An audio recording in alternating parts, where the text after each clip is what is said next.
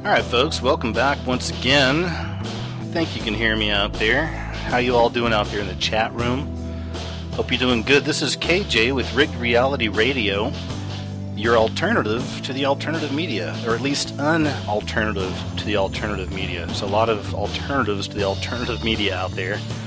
It's very important in this day and time. So welcome to the show, folks. Thanks for coming back. How was your week? Hope everything's well with you. Hope everything's going good. I'm glad to be back. We're going to have a cool show. It looks like I'm going to keep some open lines. I have a lot of people that are wanting to call in that keep missing over the last few weeks. And that's cool with me. I kind of like the flow, and I never know what's going to happen. So that's always fun, and I hope you guys like it too. And that's not to say we won't have some guests in the future and all that as well. I'm actually working on a few things. Got a couple of surprises in the works, actually. I got one where I'll actually be going and filming some stuff for this, and so I'll kind of, that's all I can say about that, but it's going to be really interesting. I think you guys will appreciate it if I can get this, so I'm working on that. And the other one is, I can tell you this one, it's actually something just happened this week. So there's a fairly new horror film that just came out called Starry Eyes. Some of you have written to me about this in the past. I had seen it pop up on some horror movie websites. I've mentioned to some of you in the past, I have a background with stuff like that. I don't really appreciate horror at all the way I used to, of course, because I see it more for kind of what it is. It's really just kind of creating more nightmares and even portals. I mean, once I kind of had my awakening to everything, well, not everything, but most things. Once I realized that we really are in a so-called rigged reality, and that there's a lot of other things happening out there. But once I realized that, and I saw that there's some real evil out there, that my thirst for horror was quenched, a little bit, to say the least. But anyway, so I still kind of, keep an eye on it, though, and I like to see what's popping out there, and I still like to watch some of the movies. And if you're not familiar with my radio show or with my channel, it's the Scariest Movie Ever channel on YouTube. This may be all new to you, but I cover a lot of things with symbolism out there and things like this, things to do with the occult in Hollywood in this case, and all other kinds of things as well. Cover a lot of different topics, but basically it's all about trying to find the truth and keeping an open mind to everything, not being an idiot about it, of course. We have to keep some logic in there, some reasoning, and some critical thinking, but really it's just questioning everything. Once we start doing that, that's when we have our awakening, and a lot of you out there can share that. So, to Starry Eyes, though, this movie looks really, it looks really interesting. I first started hearing about it a while back. I actually saw it. You can actually watch it online. You can pay online and watch it if you like. If you want to find other routes, that may be out there as well. Who knows? But anyway, I checked out Starry Eyes, and it was a really good, scary movie, I have to say. And it all took place in Los Angeles, so it was kind of cool watching it. I used to live out there for many years, and it's a lot of the same areas I remember and all that. But the movie itself was a really good horror film, and it's a subject that a lot of you are interested in, as well as myself, and that's the whole idea of people selling out to Hollywood. And I mean, like, really selling out to Hollywood, right? Like, selling out, selling your soul, okay? And that's kind of where this movie takes it. It's very interesting. I'd like to do a breakdown of it sometime. I'll have to do a video on this or something, but just watching it, you can tell that most likely the people behind it kind of, have done some research at least, or know what they're talking about. And, I know these people. I don't know them personally, but I know that group, because we were all that group out there at one point when I was out there. You're always running around with different peers when you're out there. I was a film school grad, and was trying to get a job out in Hollywood. I'm one of those guys. A lot of people did that. And I went out there with a lot of friends from school. And a lot of people got into different things. It was really interesting. There's just so many wild things that happen out there. But you get your peer groups, and it's kind of, it's always the same group, even though it's different people. You know what I mean? In everything. I mean, there's nothing new under the sun. Everything rotates. Everything recycles. And they're stereotypes for a reason in some respects, like goths. There's always going to be some kind of a goth group or something. You know what I mean? And they're always going to have similar type traits and stuff. So I know these people, you know. I mean, even watching the movie, like I said, you can tell most likely these are some filmmakers that live out there, some people like some peers, buddies, friends. Maybe they went to the same school. Maybe they all met out there, but hanging out and said, let's make a movie. They got the equipment, got the crew together, and they put this movie out. Again, very, very scary, really interesting movie, and all about how far will you go, to make it in Hollywood. Anyway, so I reached out to the filmmaker. I actually reached out to the director and sent him a message and everything, and I actually got a message back for me to get in touch with the publicist, and then maybe we can have an interview. So I'm hoping to have him actually here on the show in the future. So we'll see. I'm working on that. But see, here's the thing then. I mean, you know me, and I investigate. So I had to do a little bit of digging on the people behind the movie and all that. Just kind of take a look, because they really, like I said, I mean, they did their research. Even the film company that this girl in the movie sells herself out to, essentially, their logo is like the Mason square and compass, right? It's like the top of that. So. And their name is something like, Astraeus or something like that. So Astray Us, of course. Just little winks and nods, the obvious stuff. But the Mason thing was interesting. That symbol I thought was interesting in there. And it makes me wonder, how much do they know, right? So I just started doing some digging, and I found a picture of the director, and he was hanging out with Marilyn Manson, of all things. It was like, hey, this is the director, and Marilyn Manson, his buddy or whatever. So it's like, okay, so there's that, right? So it's like, well, how far does it go? I've had some Marilyn Manson stuff in some of my videos, just some of the pictures with him wearing like a Freemason ring, and, of course, he's got all the obvious satanic stuff going on, but if you look even deeper, you find a lot of interesting occult things just below the surface that are there as well. So, so there's that. So then, then my head starts spinning. It's like, oh boy, what have I got myself into? Is this one of them? Who knows? But I don't know, honestly. Like, that's as far as it's gone. So I don't know. I haven't reached out through the publicist yet. Perhaps I will, we'll see. I don't know. You really have to think about stuff like that, I think you do. You can never really get too comfortable. You have to consider these things. But still, it'd be interesting to speak with these folks. So anyway, that being said, how was your week?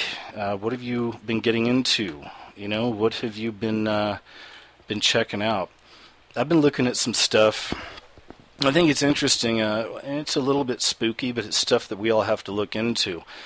Oftentimes here on the show, we'll cover kind of end times type stuff. Things that seem to be lining up with the Bible. We see a lot of that stuff happening, and I cover a lot of that stuff on my channel. But, you just look at the big picture. There's just so much going on. Did you guys know that recently there's been Russian jets? This is like back just in September, but there are Russian planes intercepted near the U.S.-Canadian airspace. You can go down, you can put in like Russian jets in airspace in any search engine and just do a search, and you're going to find October, unusual Russian flights concern NATO, just all these different little things. Russian strategic bombers conduct more than 16 incursions. There's all these things. This is back in August. So apparently some bombers are coming into our airspace and stuff. So you see stuff like this going on. You look at how Obama has fired the top nuke commanders. This was about a year ago. They were fired. And, from, I guess these are the guys who are in charge of the button, right? But these guys were let go. And I did a video a while back. I don't want to pull that up. It'd take too long. But so I don't have all the names and all that. But, I mean, most of you know this, that there have been a lot of these top generals and all these people just, getting fired. And a lot of the reasons I've seen have been like, porn was one, gambling was another one, an affair was a few of them, and it's just like, really? It's like now you're busting all these guys for this stuff when those guys have been doing that stuff forever. You know what I mean? I mean, something's going on, and this. This has been like, we've never seen this in American history, this many of these generals and nuclear chiefs and all these people just getting let go and getting fired, and at the same time, another thing I'd put in that same video, and again, it's just kind of connecting dots, but there have been so many banker suicides, quote unquote. a lot of those, and there was just another one or two over the last week or so. So you can look that up. But those things are still popping off. So, what is this telling us? Is this the canary in the cage, so to speak? Is this the warning, and what is it warning us of? And a lot of us look into this and we wonder: when is this kind of financial collapse going to come? Is it going to come? What's it going to look like? And it seems to be lining up, again, with all this stuff with Russia. They seem to be stepping up a lot. There's a lot of things happening out there right now. There's something weird happening in Ukraine. There's a lot of weird things happening in Ukraine right now. Very interesting. So there's all this action happening, all around the world. And we're definitely... I don't know, man. It just makes me wonder. It makes me wonder how it's all going to play out and what it's really going to look like. And again, I'm not trying to scare you or anything like that, but these are just things I think about because, most of us know something's coming. We don't know exactly what it's going to be or what it's going to look like, but something's coming. And one thing I've noticed is, like on YouTube and just other avenues or whatever, I'll sometimes check out some of the gossip stuff. I'll look at TMZ and stuff like that, and just to kind of see what else is out there. And the reason really, I'll give you a good example, but it's interesting to see what they're running with, and then I compare it with the kind of stuff that you're getting in the news, outside of CNN, MSNBC, Fox tries, I think, they put up some stuff, and then there's other resources online you can look up. But, just try to compare the stuff from TMZ and things like this with the stuff, what you think may be authentic news. And it's interesting because just recently, I don't know if you guys saw this or not, but there was a really big story, at least I first saw it on TMZ, but it was all about Kim Kardashian's butt. I don't know if y'all saw that or not. Fascinating stuff. But, it's all about Kim Kardashian's butt. And you've probably seen that. There's a lot of pictures out there and whatnot, I imagine. And if you're so inclined, I imagine you could probably find those, But, hey, I think I got somebody on the line, by the way, folks. And, hey, just whoever's on the line, if you could please just turn down your computer speakers, I guess that'd be. I want to say your radio, but it's probably not the case. So, are you on the line? Yes, I'm here. Hi, who is this? This is John Doe from Deuteronomy13.com. Hi, John. Nice to talk to you. Thanks for calling. What's on your mind? Oh, I just know you were talking about Hollywood and kind of wondering, the things that are going on, the future events. And one thing that kind of stuck out to me is, I'm sure you've heard the movies The Purge and then the second one that came out. Yeah, I'm glad you brought that up. We'll talk about that. I actually just saw the second one about a week ago or so. Yeah, I haven't seen the second one yet. The first one was bad enough. Yeah. Well, I did a video on the first one, and the second one, and I've explained this to people in the past as well, that, this is what I do, so I do still check out a lot of this stuff because you can find messages. You can find it's almost like a mirror to kind of things that are happening out there. But in The Purge 2 was super creepy, and I'll have to do a video on that sometime because it makes me wonder what it is that they're kind of coding people with. So then I start looking into the possibilities, and I always think, possible worst-case scenario. So, what if things get crazy, the fit hits the shan, so to speak, and people just start going loony. Maybe there's some bombs go off, there's whatever's going to be, right? Things just go crazy. And what if stuff like this Purge 2 and things like this are actually kind of coding some people to do that? You know what I mean? Like when anarchy breaks out and chaos breaks out, like how many people are going to be coded by stuff like that or by Grand Theft Auto? I don't know if you've ever heard of that or if you're familiar with that, what happens. Yeah. Okay, so you know what I mean, man? So it's that's what I start thinking. This is why I'm probably not a lot of fun to watch movies with, Most of the time when I watch these things, I have to watch them alone or I just watch bits of it online to kind of see what I see and what I'm thinking. But go ahead, man. But anyway, after I was kind of studying, I'm sure a lot of people there are always talking about the FEMA camps and the FEMA coffins, and they assume, martial law is going to be imposed. And, one of the things that caught my attention was after the Sandy Hook thing happened, pretty much the gun ownership doubled and tripled in America. So that kind of made me think, it's like, what if the government just purposely does this stuff, get people armed up. Something happens, like an economic collapse or something like that, and the government's just banking on people just kind of killing themselves off. Yeah, man. Yeah, well, you know that. That's it. I'm sorry, I was rude. Go ahead. Oh, just saying after, people pretty much, killed each other off like they do in the Purge, Because there's a lot of people out there that aren't Christian, that are just, they're opportunists. We saw this happen in Katrina. People were looting and stealing and killing, And the way that, the secret police are being trained, I've heard of Obama's brought Russians in and been training Russians to be police. And I just kind of see that, you have a terrible event that happens, whatever it may be, there's total chaos, people are killing each other off in record numbers. Then the secret police come in. Then you got the people that come in there and they'll start rounding up, everyone. And I thought, maybe that's what the FEMA camps are really for. Well, it's incredible because it's like, I don't want to be cynical. Golly darn, I don't want to be cynical. I just said golly darn. But seriously, man, I don't want to be cynical, but it's hard to not be sometimes whenever I look at this stuff and I'm thinking, wow, like they're doing all this right in front of our eyes and just so few people get it. I mean, he's weakening the military on purpose, you know what I mean? It's all this, the border's wide open, he's about to do the amnesty thing, and you know what I mean? It's like how long has he had the power? That's the thing is, how long have we been under the illusion? I always wonder. And then I look back, I've mentioned this in the past, but there's footage of like at one point John Kerry had a couple black eyes. I thought that was really interesting. And there's also a lot of footage. I'm not saying Obama did it, but I'm saying that it makes me wonder what's happening behind the scenes sometimes. It could have been, who knows, but and then you've seen this, just some of these other really questionable things like John Boehner or whatever is always crying. There's a period of time there after Obama first got in there, and then those guys first started working together, where he was crying a lot, and it was covered a lot. They were made fun of it on Daily Show and all that. But he was always crying and stuff, and I just, me, I just start thinking again. Not that I question it all, so I start wondering, wow, what if? All right, what if Obama really does have the Antichrist spirit in him?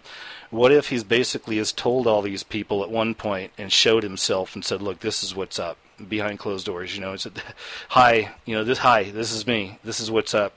So you're either on board or things may happen to you or your family or you're gone or whatever, you know what I mean? Who knows, man? I mean, can it be that crazy? I think possibly. I think we got to consider all these possibilities, who knows, Or maybe it's just the way he acted in general was very evil and dark behind closed doors, who knows? And it freaks all these people out. I mean, I don't know, I'm just kind of drifting here. What do you think about all that? Yeah, I've done a lot of research on the Antichrist, looked at all aspects, and every religion has their view of who the Antichrist is and what he's going to do. And the one aspect people always forget is the Antichrist will have supernatural powers. It says in the Bible they'll be able to call down fire from the heavens. Well, see, that's the stuff that's interesting, and this is where we get into the next level stuff. So there's a lot of interesting research and things out there that we can look at and makes us wonder, but that possibly that Obama will reveal himself, that he will take off the mask, so to speak, after some kind of perhaps something bad happening, like somebody attempts something on him, let's say.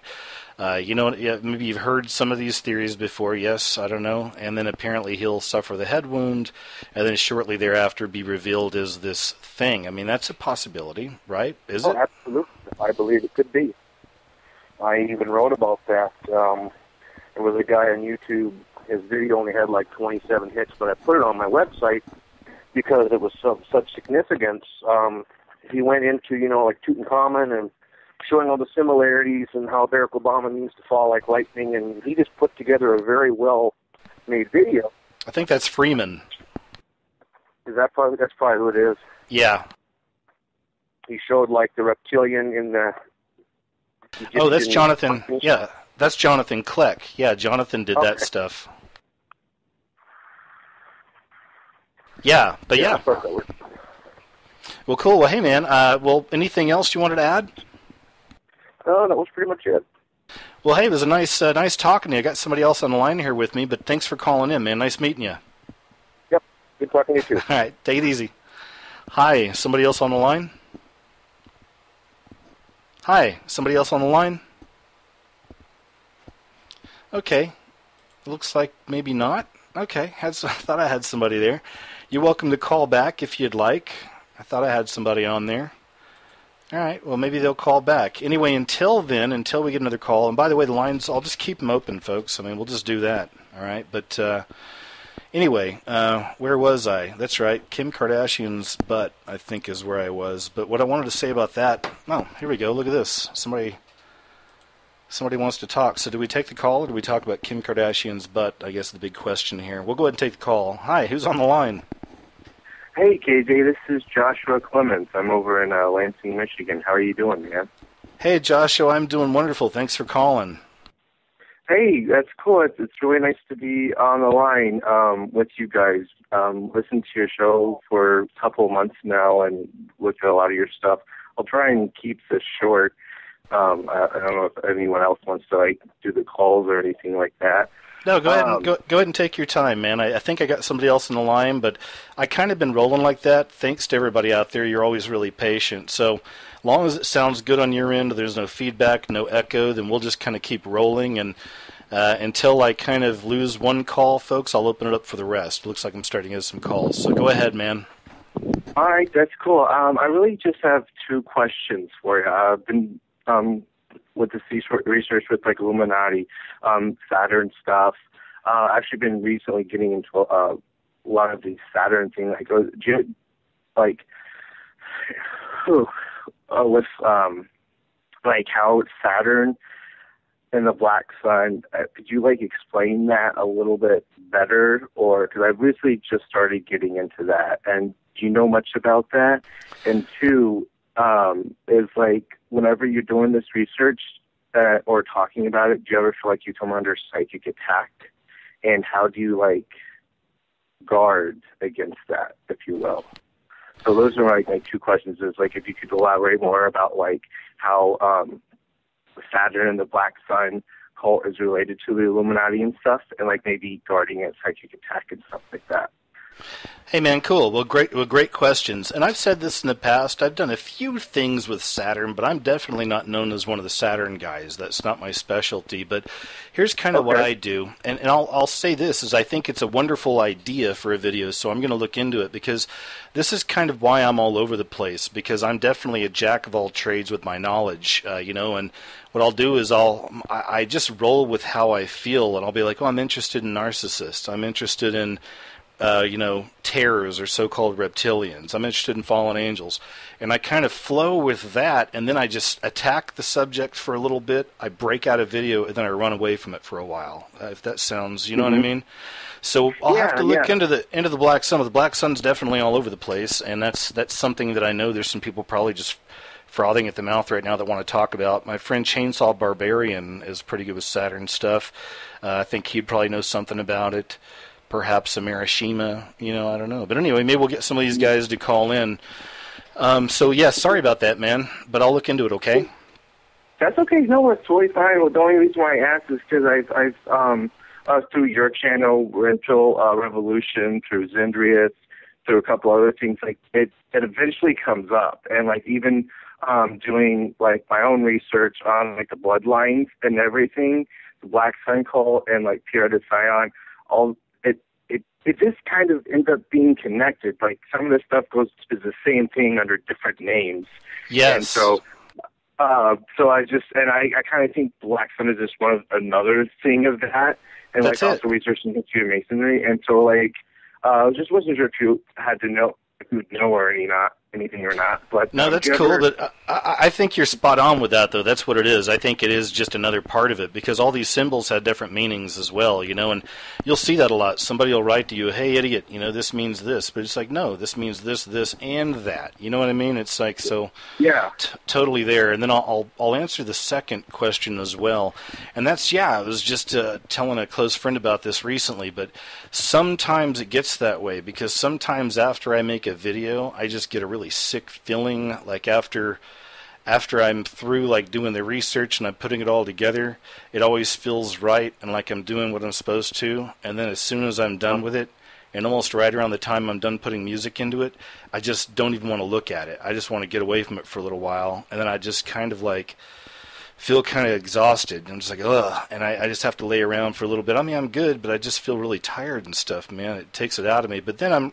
back after about half an hour and stuff. But I just think that's how it goes. But that's not everything. I mean, every video is different, man. Some of them I've been building for months. Some of them come to me and I make it within 30 minutes. It's just really, you know what I mean?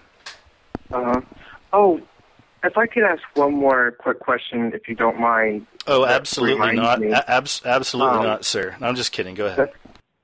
That's cool. That's great. You know, looking at some of this stuff, I've really been inspired to possibly start bringing some of my own connections from what I've seen, because, like, I have noticed, like you've mentioned, like you kind of do parts on, like, let's say reptilians or maybe UFOs or fallen angels or whatever, and someone else might do something on just the Illuminati, or someone might just do something on movies and symbols and music and stuff. I've noticed it started popping up a lot more in games because I'm a gamer, and that just breaks my heart because I wish these people wouldn't do this stuff in games. But how would you recommend about maybe like getting involved with making these videos and helping share this knowledge with people? Because like their power is lost when people know about it, and that's one reason why they kept it so secret.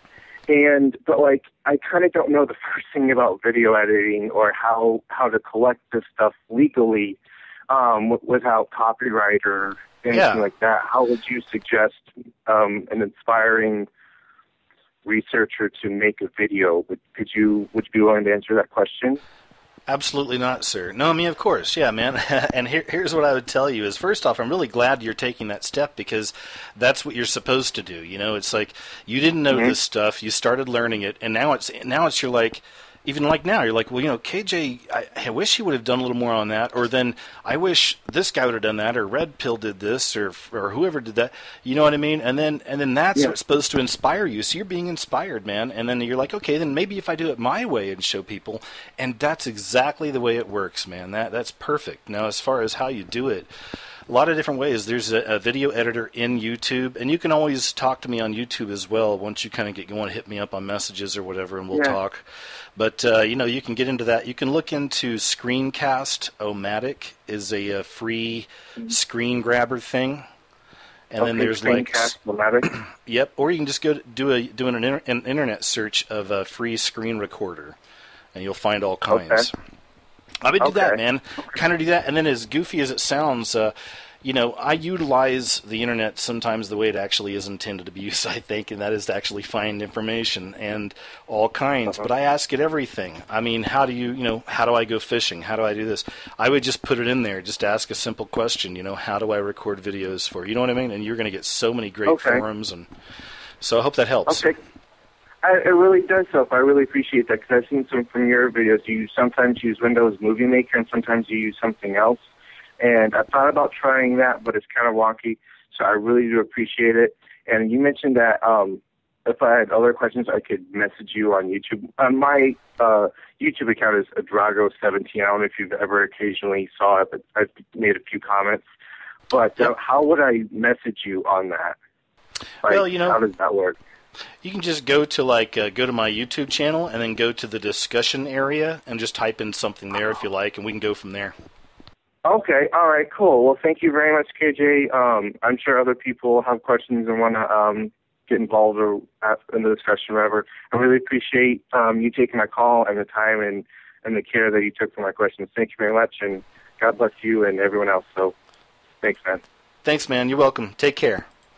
Okay, so I got somebody else waiting on the line. Are you still there? Hi. Hello? Hey, how you doing? Can you hear me? Yeah, I'm doing good. Can you hear me? Absolutely. My name's KJ. Who are you? I'm Brian from Southern California. Hi, Brian. Hey, how you doing, bud? Good. So what's on your mind? Well, you know what? This is the first time that I've ever called into a radio show or anything.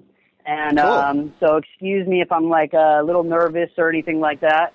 Cool. But basically I was calling tonight just to kind of, discuss what's going on all around the world. And, I mean, basically what we have to do as human beings to, I guess, the next step in this, you know. And as we know, something is coming, and I've heard you say that, and I feel the same thing. I feel that something is just around the corner here, and I'm kind of like the other caller. I actually started doing this research, kind of by accident. I grew up as like a little punk rock kid listening to Dead Kennedys and stuff like that.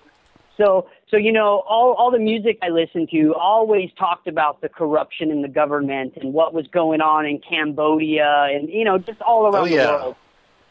But I had a child at an early age, so I kind of fell into that whole routine of just taking care of my family. And I guess you could say I kind of went back to sleep, per se. Right. But 10 years ago, I got injured, and I was sitting there, and I couldn't do anything, and my mind was going nuts. And my whole life, I've known something was wrong, and I just couldn't put my finger on what was going on, And my daughter actually came to me and said, "Hey, did we win the war against the Redcoats?" And I was like, "Yeah, babe, of course we do," and this and that. She goes, "Well, my friend lives in England, and she says that they teach her that they won the war." And I was like, "Oh, wow. Okay, And I went and did the research, and of course, everything I found right away said, "Yeah, we won the war and everything." So I started doing more research, and it comes to find out that technically we signed a treaty, and we did something kind of like where we declared King George at that time or whatever. We kind of declared him the Prince of America, and we paid our taxes and everything. So in a sense, yes, we did get America, but we didn't win the war like our history books teach us or our schools teach us. It's no mistake that the American flag looks kind of like the Jolly Roger, just kind of shambled around a little bit, Right, yeah. So that really, got me upset, and then so I just kind of started having to research everything. I grew up not knowing what to think. I felt pull from certain people about religion. I felt pull from this and that, and I grew up just confused and angry because I didn't like the stuff I saw around me. And I realized real quick after that I couldn't allow that for my children. I want my children to grow up knowing fact, truth. Truth is everything. And if we don't have truth, then really you have nothing because you don't know what you're even doing anymore, Yep. And so that kind of got me on the journey of researching everything and just really looking into all of this stuff. And how long has that been now? Well, probably about 4 or 5 years. Oh, cool. Okay, I thought you were going to say like 30 minutes or something. No, definitely not. No, man. Well, that's good. Isn't it interesting how you've evolved over that 5 years, though? Have you noticed how you go from subject to subject as you tumble down that rabbit hole, but then ultimately you end up, like, where are you now? Right. And I got to say this, too. When I first started discovering the truth, it was scary as hell.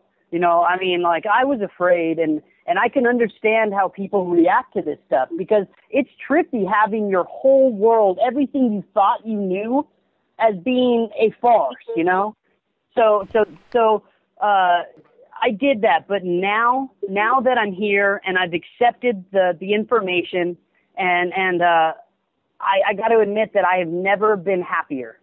Obviously I don't like what's going on, but I see now what I felt my whole life. Does that make sense?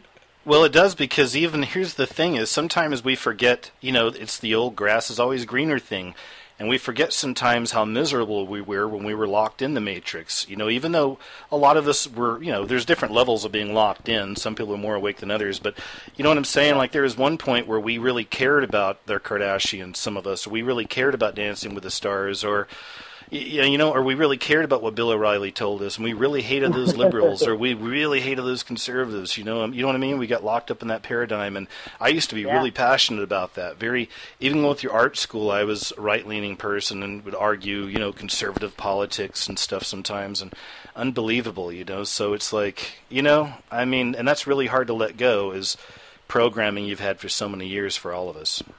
Right. But but the fact of the matter is, for some of maybe those listeners out there that really haven't decided whether this is, bullshit or not, but really, you have to, you gotta take that leap, I guess, and I used to be depressed before I knew all this stuff. I was eating GMOs. I was working all the time. Yep. I was buying into the crap, and I am truly so much happier now that I know truth, that I know what's going on. And yes, I don't like it. It is scary at times, but it's also liberating. I feel more free than I ever have, even though I found out I'm a slave. Isn't that kind of weird?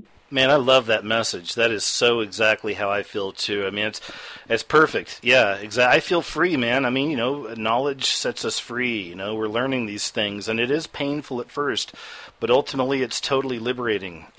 So yeah, I'm right there with you, man. Yeah, bro. And I mean, just as citizens, whether you're an American or just a world citizen, we have to stand up and we got to say, hey, because this crap is coming whether we like it or not. And the way I'm feeling is we can't just sit in our houses watching our favorite show, playing our Assassin's Creed or anything, and just allow this to happen, We need to come together as human beings and as communities and say, look, this is the problems that we're facing, you guys. What are we going to do about it? Well, they're trying to poison the people to keep their immune systems down, to keep cancer raging as a multi-trillion-dollar industry. So what are we going to do to prevent this? Well, first thing we could do is start growing our own food. Demand that these supermarkets start carrying organic or non-GMO. Because all of this, like kind of what you guys were talking about before, all of this is almost interrelated or has something to do with one another. You're looking at all the assassinations of American presidents throughout history, John F. Kennedy or Lincoln. Well, I used to think, Lincoln has nothing to do with JFK. Well, guess what? I come to find out that Wilkes Booth or whatever, the guy that supposedly killed Lincoln, well, he was a member of the Knights of the Golden Circle. And Albert Pike was a member along with him. Yep. So I mean, it's all connected. I mean, even back to the King of England stuff. I mean, I've mentioned this in the past. People can look this up. But there's a little girl that made like worldwide news because she did a school report and tied all the American presidents but one to the King of England. So there you go. Yeah, we know there's the elite bloodline, and you know what I mean. It's insane how. It's there, I know. And right now, there's some people listening to us like, "Oh, these guys are kooks." Put on your tinfoil hat, retard. But it's like, hopefully, it'll get through. But we're doing what we can, man. You know what I mean? And my thing is, I really don't think that people in America or anywhere else are really going to join. I wish they would. I would love to see that, but I think they will, but only after the fit hits the shan. You know what I mean? Like once the stuff really goes global and stuff, then I think we'll see. And it's already too late. They're already knocking on people's doors. They're already confiscating guns, stuff like that. And honestly, I didn't mean to cut you off either, but we can't wait for that. And that's my message, I guess, and it's like, people need to come together, and if you think I'm full of crap on the stuff I'm saying, go do the research. Don't just sit there and say, well, Bill O'Reilly said that guy's full of crap. Don't take these guys' word for it, and I mean, we can't, and that's why we're in the situation that we're in already, is we've been taking people at their word for too long, Yeah, and what's interesting, though, man? I mean, believe me, I'm also looking for the little victories for truth sometimes in strange ways. I saw a story recently where the people that make Barbie dolls are changing Barbies, and they're making some of them like house moms and stuff, I mean, it's no offense, but they're making them more realistic, a little heavier here and there in different shapes and sizes. And they did this little thing, and the little kids were like, that's like my mommy. And I was like, see, now that is a minor victory. It's nothing huge. Now that's a role model, right? Right. That's unplugging those kids from that brainwashed, I want to be a Barbie, you know what I mean? Like, so it's the little victories as well. But anyway, man, it was nice talking. Anything else you wanted to add? I got somebody else calling in here. Yeah, just real quick, just real fast. It is the little victories, and honestly, we are winning. You got stupid McDonald's saying, hey, where you might start serving organic food. You got Unilever trying to get rid of Hampton Creek Simply Mayo because they are doing better than any other mayonnaise, and they're non-GMO and actually inexpensive. So we are winning. Yeah, we are winning, and we just, as people, as peace-loving people that want a wonderful world for our children and our grandchildren, we just got to come together you know, and we can't wait for the shit to hit the fan, so to speak. We got to start preparing now, you know, because I want America to be different than, say, like the Arab Spring or anything like that. You know, we got to do this on a non-violent way. And I think we're doing that. And honestly, I'm seeing more and more that the stuff that you and I talk about and people like us is becoming common knowledge now. You know, and that's what needs to happen. Because people are seeing the police brutality. I mean, people are getting killed by police almost every week now for running or for stealing a cigarette or, you know, I mean, it's just absurd stuff. That back when we were kids, a cop couldn't shoot you for running. You know what I mean? If you pull out a gun, then yes, he could shoot you. But if you run away, he wasn't allowed to shoot you. You know? I know, man. It's insane. They're just trying to get us on our knees. But basically, for me, and, you know, kind of like what we said with Sandy Hook, as soon as Sandy Hook happened, people saw that as they're going to try to take our guns, and they ran out and got guns. And you know, we got to make sure that this isn't violent, but also keeping firearms is a way to keep a free country. And then, you know, we've seen through history, as soon as the guns go, so does millions start to be murdered, you know? So, right. So yeah, man. But I appreciate everything you're doing. And, you know, people out there, we have to unite. It doesn't matter whether you're white, black, red, or brown, whether you're Christian, Muslim. We are all human beings, and we are all connected. We do have differences, but we all, in the scheme of things, we all bleed red blood, man. And we all are brothers and sisters of this planet. And we got to be good to it. Good stuff, man. Well, hey, nice chatting and a great message, man. I'll talk to you later, okay? All right, brother. You take care. All right, take it easy. So I got somebody else who's been waiting patiently on the line, and I've got an open slot for another call. I'm sorry I had to decline some. Is somebody on the line there? Yeah, man, I'm here. Hey, how's it going? Yeah, I'm all right. Look, I heard a guy call in just a minute ago talking about he was wanting to learn about the black sun. Okay. Well, you know, the swastika, you got the crescent moon. Really what's in the crescent moon is the black sun. It's just how it eclipse the moon, and you see a little bit of crescent until it's totally eclipsed. Well, in 2017, we're going to see Revelation 12 unfold in the heavens. You know how it's signs in the heavens, and he sees the virgin with the crown on her head, and the sun cloaks at her feet. Well, I got to ask, because I am curious, and I'm not doubting or anything. I'm just curious now. Why 2017? It's a constellation. That's just, you know how we can look ahead and see what the blood moons are going to do, and how we know there's blood moons. We can see how the constellations move, you know, so we can predict where the constellations are going to be. I mean, I don't know. That's God's work. That's just me seeing it. You know what I'm saying? Yeah, totally. Well, what's interesting is about this, Saturn in December of 17 is going to eclipse the sun. And to me, from everything I've looked at, that is the black sun, where Saturn eclipses the sun, and it makes the sun black. And, you know, you got a little bit of rays coming out around the Saturn. And they're also opening up CERN in 2017. Now, that I knew. I'm sorry, go ahead. Yeah, that I knew. Well, a lot of us are waiting on that to see what happens there. Right. And I'm pretty sure they're going to open it on the days this is happening. Well, from everything I've looked at, and, you know, based on ancient technology, from what I've seen, you know, the halfway point, or we call it halfway point, but the flood wiped out all their stuff.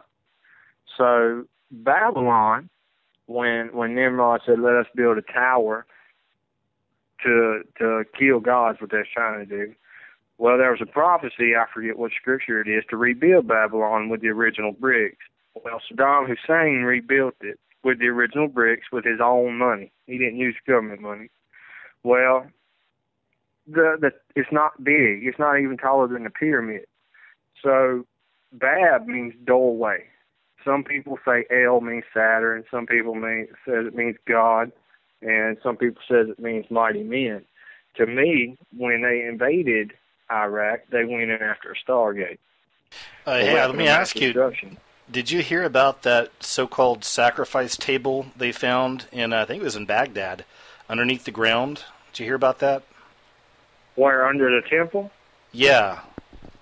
Mm-hmm. I think. I'll have to look that up. I wanted to throw it out there, but I just saw, I think it was Rob Skiba, if you know who that is, but I heard him talking on the Freeman thing, and there you go, and he was talking about... Go ahead. What he found was Osiris, which was huge, huge, huge. You know, he was a mummy, and he was down in the chambers, like 2 or 3 chambers down, in a sacrificial altar with 4 pillars, and he was underwater. There you go. And what they found, and plus the generals were standing around this, because, you know, Jesus said the eagles will be gathered there, and there's eagles all over the generals, he said. Now, I completely believe that, because a way for a pharaoh to be resurrected is to be cloned. That's the reason why they're bone marrow and there's still blood that they can gather from, so they can be cloned, in my opinion. Well, that's not a crazy idea. You've seen some of the. Have you seen some of the Freeman stuff on that? Yeah, I've seen a lot of stuff, man. I talked with God about it. The scar on his head too. Yeah. In my opinion, I ain't no college educated man. I'm just a dumb shit pitting foreman. But stop that. The thing about it is, this black sun is everywhere, and I'm believing when this Saturn or whatever, you know, eclipses the sun, that's their Stargate. That may be the key to the bottomless pit. Now, I'm not sure. I can't say that. And if you read Revelation 12, it gives you how the constellations is going to work, and how Mercury moves over and Saturn moves over, and, you know, that's the sign for Michael fighting Satan in the heavens, and he just cast down. So what are your thoughts? What this all comes down to is the Nibiru thing. You know, I know you've talked about Nibiru before, and what happens is, at one point in time, Joshua's long day, the sun stopped in the sky, and it was a long day. Well, what happened? It changed the calendar. The years is based on Sabbath. That's what it's all about, Sabbath. Well, that long day lengthened our calendar by 5 days. What happened is Nibiru, Planet X, Wormwood, whatever you want to call it, came in and drug the planet away from the sun. So, and the minds have all this works and all this stuff about the great day with all the earthquakes and people died and all that.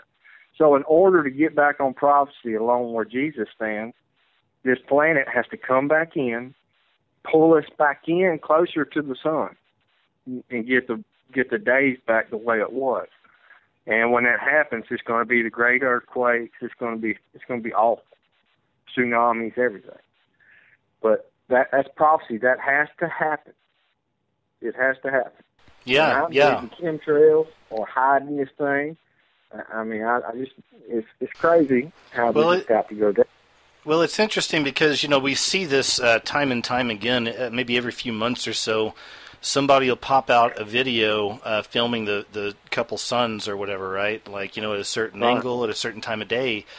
And I don't think they're all fake. I mean, some are questionable, but I just wonder if maybe what that is that's just at that certain longitude and latitude or whatever it is, and just that time of day and whatever, the condition is perfect for maybe half an hour or something. Somebody could actually see this stuff. Who knows? You know, I mean, it makes me wonder. But yeah, I've heard all this stuff with chemtrails blanketing the skies to hide what's coming, and, you know, and all that stuff. And of course, we've seen all the meteors here lately. There was just one in Oklahoma that was, if you guys get a chance, go online and look that up. It was an amazing capture someone did in Oklahoma. I think it was yesterday, and before that had been Texas. And so, yeah, man, there's interesting things happening all over.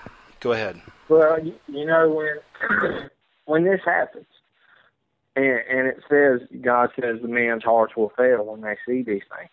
You know, just as Steve Quayle said, when they opened up CERN, it opened up several wormholes. And there was that one in Sweden or wherever it was, where it was that turquoise blue or turquoise green that opened up in a spiral. Yep. Well, to me, it says several times in the Bible that the heavens opened like a scroll, rolled back like a scroll. And if you roll paper up and look down the end of it, it's a spiral. You know how your paper's rolled up. Mm-hmm. And I believe, well, you know, we all believe, it's a great theory that they're trying to open up the gates of hell. That, I mean, they're making many movies about it. These Stargate things are everywhere. Right, right. I mean, you can't really call this no conspiracy theory because there's too many facts about it, and you got a biblical reference to it. Well, I want to throw this in there too, though. I meant to throw these guys out there, but Nicholson, of course, you guys probably know my friend Nicholson. He's probably done some. I know he's done a lot of Saturn stuff, and also Round Saturn's Eye is another one who's done some stuff. Yeah. I don't know if you're familiar with those guys, but go ahead. I talked to him about what's supposed to talk to him on his show or whatever he's doing, and you know, when this Saturn eclipses the sun, which when I seen that, it just blew my mind because it just gave further reference to what Saturn is, like the machine, Satan's reality. Yeah. When these things come out, of course, you know, we all got the theories of spaceships and alien deception. Sure. Right, the alien deception. Well, you know, all these arches all across the nation, there's been obelisks, and there's all kinds of pagan monuments to their ancient gods. Yep. And tourists go there to worship these things. They don't know they're worshiping these things, but that's the reason they go, is to see these things. And, you know, I believe when everything hits right, that all this energy connected in these arches is nothing but stargates to open up. And all the demons and all the false, you know, the fallen angels are going to come out of this thing. Now, whether that's true or not, that's just my theory on the whole ordeal.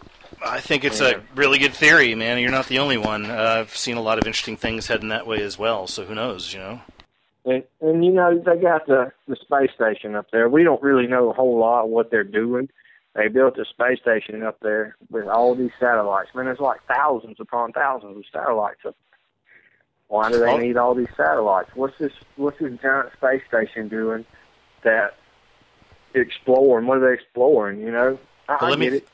Yeah, let me throw this one out at you, though. One thing I just want to take you back on, and you had mentioned, you know, kind of the occult symbolism with the way everything's laid out and everything, right? And I know a lot of us have seen that, and it sparked something I wanted to just kind of bring up. We were talking about, earlier in the show, we were talking about Purge 2, Anarchy, and I remember there's a scene in that movie, and this all comes back, trust me, but there's a scene in that movie where there's like this rebel group that's kind of around, that's kind of trying to fight against the Purge and all this.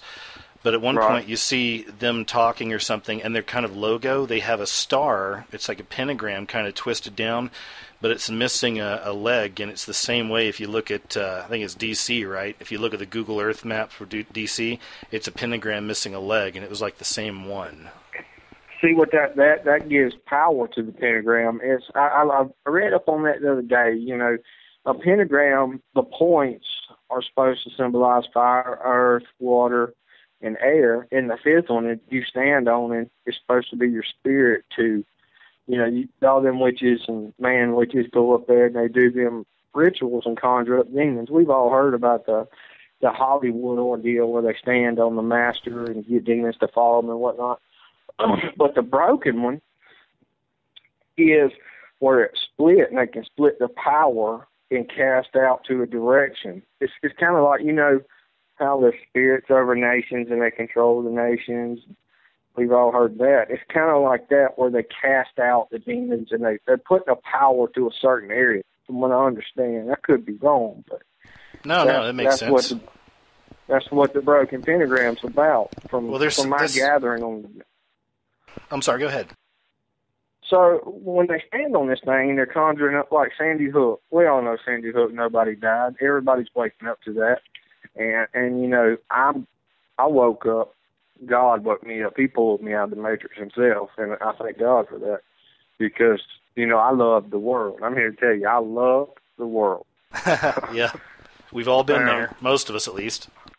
He pulled me out. He gave me some visions, man. It freaked me out. You know, it truly freaked me out because I didn't know what happened. I was like, what is that? What is going on? And within months, I realized what we are, what we're doing, and all that. So I decided that I was going to make it my mission to wake up everybody that I could because, you know, I had always believed in the Father and the Son, but I was on the fence. I was like, could he be real? Could he not be real? And I looked back on it, and I was always praying when I needed something, you know. God, if you get me out of this, I swear I won't do this again, you know. Oh, yeah. And I had realized my mistakes all throughout life. And you know, it even, finding out that the serpent in the garden wasn't a snake blew my mind. You know, it was a walking, talking, dragon-like creature. Right. A shiny creature.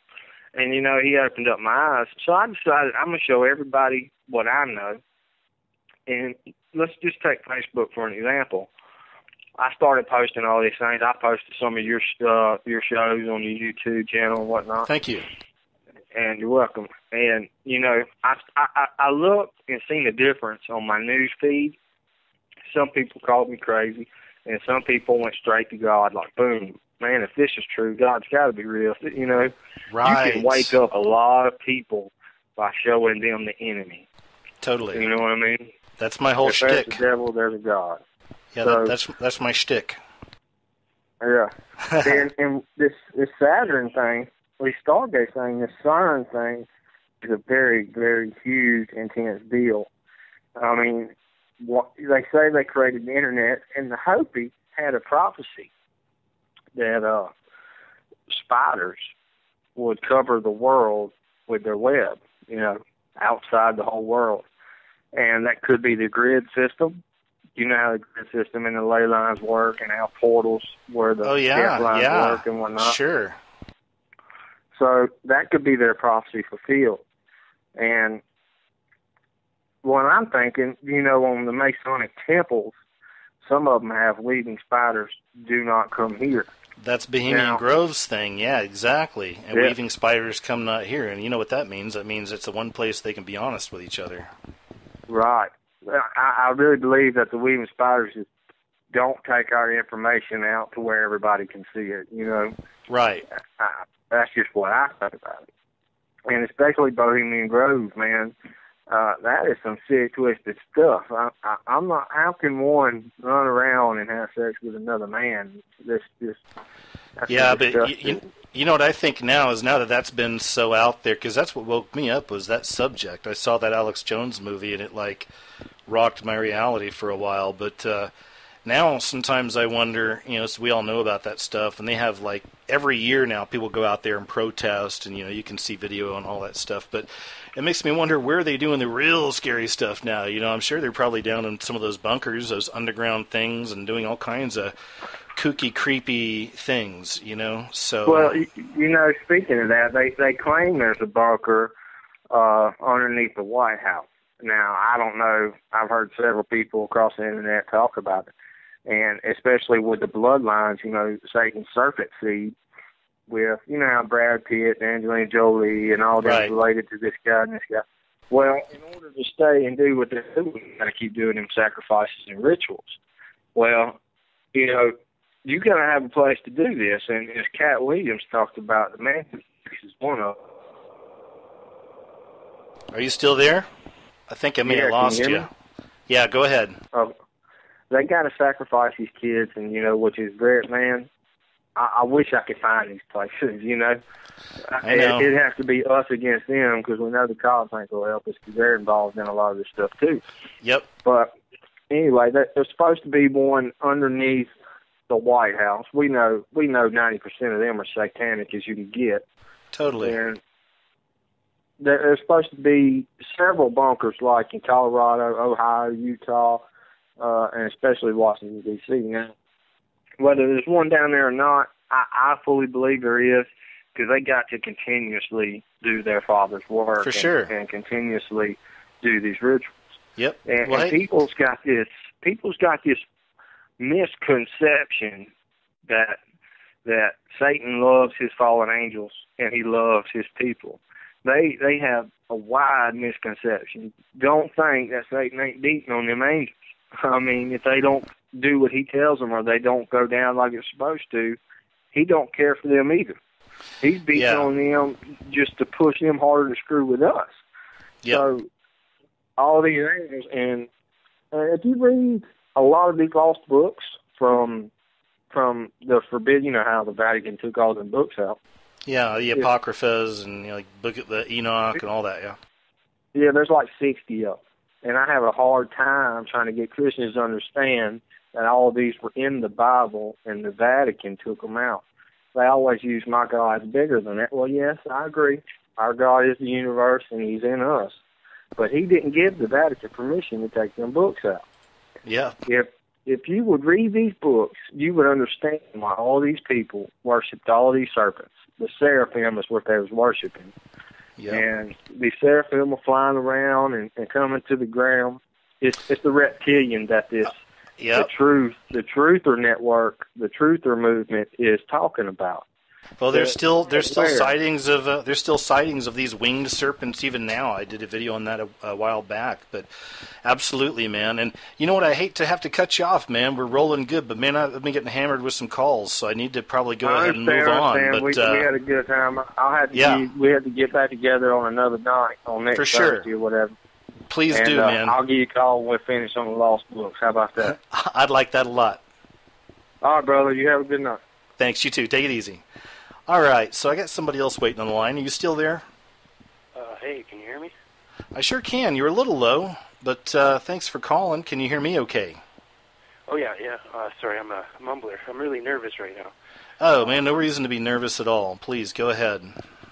Yeah, I just want to say a couple things, tell you a quick story, and then hopefully slam me with a prayer if I can get the words out, if you don't mind. Well, sure. As long as it's a good prayer and not like some kind of witchcraft or mumbo-jumbo weird stuff. From my KJV, King James.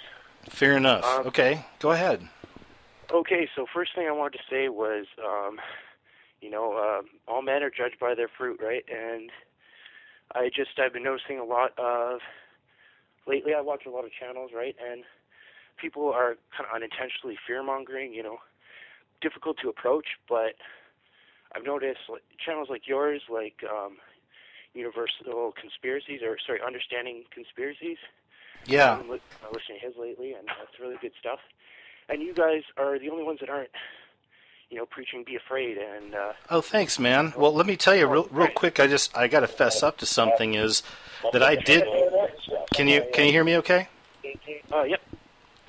Okay, looks like, sorry about that, man. Somebody just cut in on us. Can you still hear me okay? Yep. All right, man. So I just wanted to say quickly, though. Oh, and by the way, anybody else who's calling in, please remember to turn down the volume on your computer or whatever, because it's instant feedback, all right? Thank you. And I just want to say, though, I mean, I did my share of some of that stuff from the beginning, and I've personally, not that you're even saying that, but I've mentioned that in the past, that's been part of my thing in the beginning, is sometimes you add a creepy effect in here or whatever, and I still like to make it kind of interesting and stuff, but yeah, I know exactly what you mean. I mean, there's some channels I started off on a long time ago that, I thought were really great, but after a while, they even burned out, but they all did that stuff where it was like showing you conspiracy stuff or showing you symbols and stuff with like, dun, dun, dun, dun, dun, dun, like heavy metal and like scary crap, and you know what I mean? And there's an appeal to that, but yeah, we got to move past it. So sorry, go ahead. Yeah, it's hard to get people to watch those videos, when I'm trying to share it. And I'm from a family, like my dad he's Catholic, and my mom doesn't really believe in anything. And I've been started talking to them about these things for years. And, I'm the crazy one in the family now, of course. And, yeah. I know we're all going through a lot of ridicule, and first off, I wanted to just to anybody that doubts that this man walks with Christ. First of all, I never said who I was. I'm Pete Shanahan on YouTube, or The Shadow in the Mask. Oh, no way, man. Hey, I know you from there. Hi. Yeah, so anybody that doubts KJ here, I was going through a really rough patch. I went to jail. Sorry to hear that. Halfway house, right? And there was some situations I felt like I was going to be homeless and back in jail again. And I asked KJ to say a prayer for me, and it was like the next morning it was like nothing had happened, like I had nothing to worry about. Get out of here. And it blew my mind. And, I've been following your channel ever since then. And, for me, I'll never doubt you, because I know that Jesus answered your prayer. Man, that just sent a chill way down.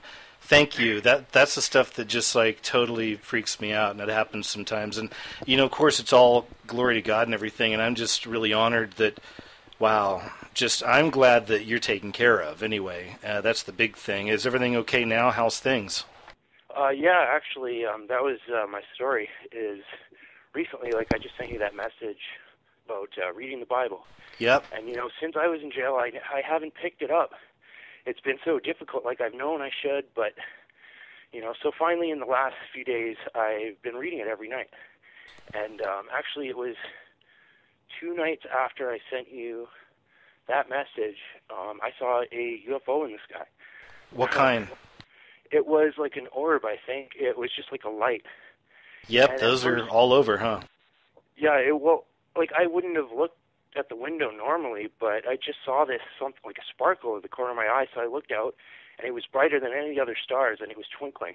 And I just got this weird feeling, like it looked like it could have been a star, but I kept staring at it, and it started, like I was watching it, and my girlfriend came over and started watching it. Twinkle, she thought that was really strange, but then it started to move. Oh, cool. So y'all both saw it together? Pardon? So y'all both got to see it together? Yeah. So I can actually have her to verify. Right. That's cool.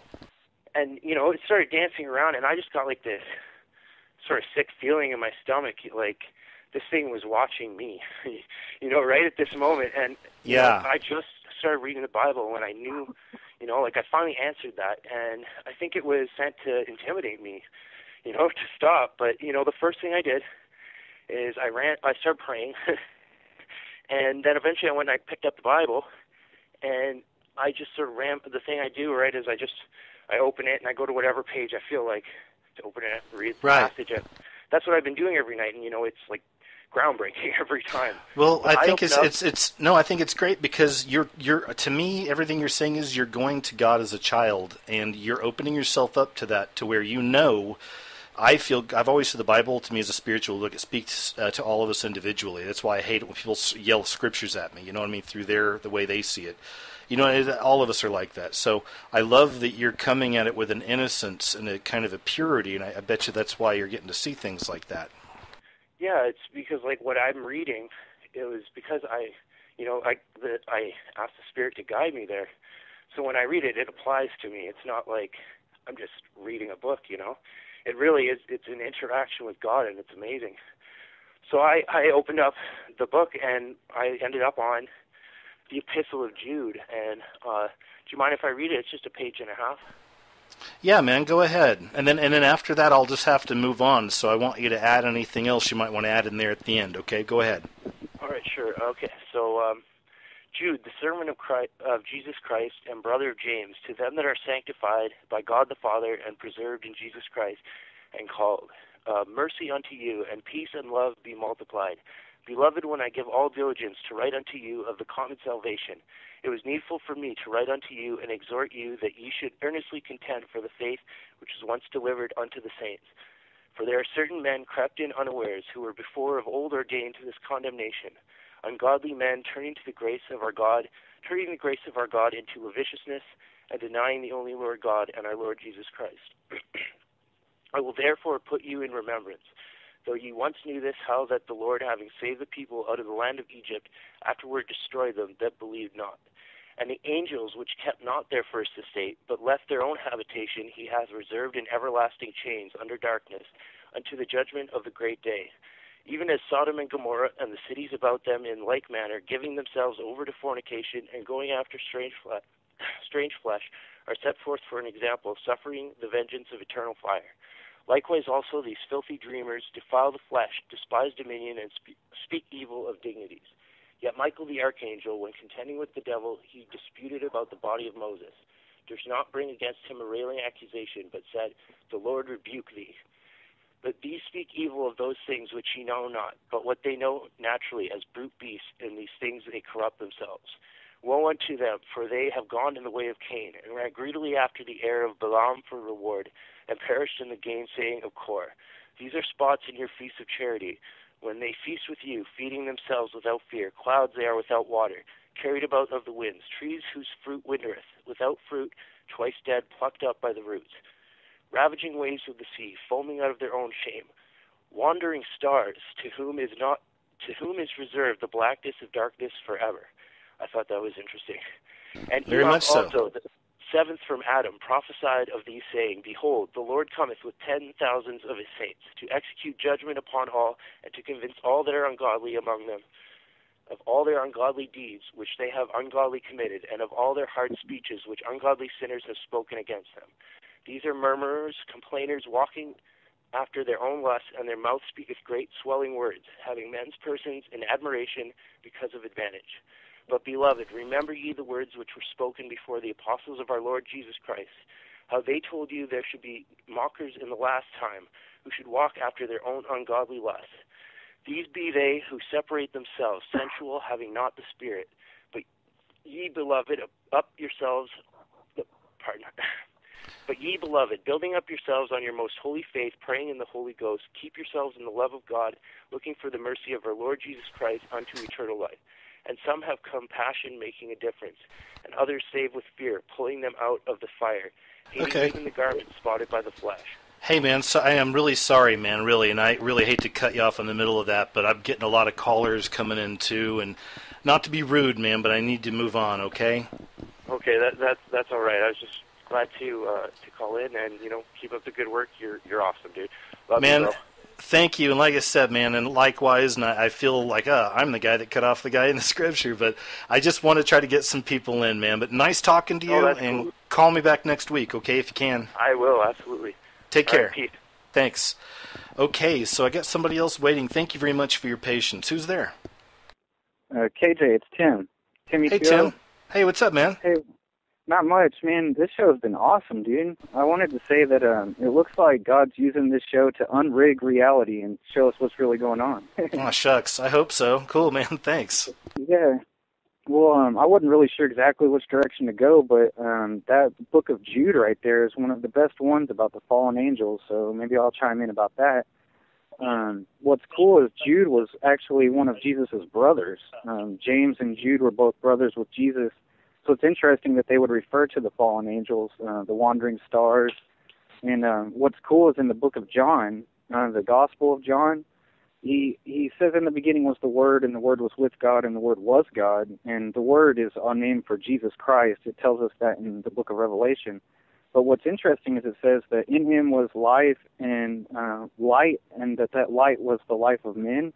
And it says that darkness understood not the light. And so you have a immediate separation from in the beginning.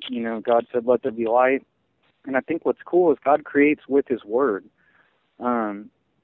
Even science acknowledges that we live in universe, which means one spoken word, but they won't acknowledge who spoke that word. I've always found that really cool. So the fallen angels was really what, I've studied the spiritual warfare and stuff like that. I've always been interested in that.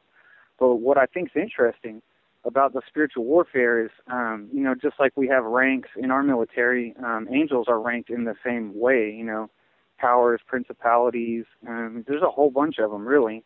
Yeah. And so I look at it like, there's a controversy about demons and fallen angels, if they're the same or not. And to me, anybody who's under the ranks of Satan would, in my mind, be a demon.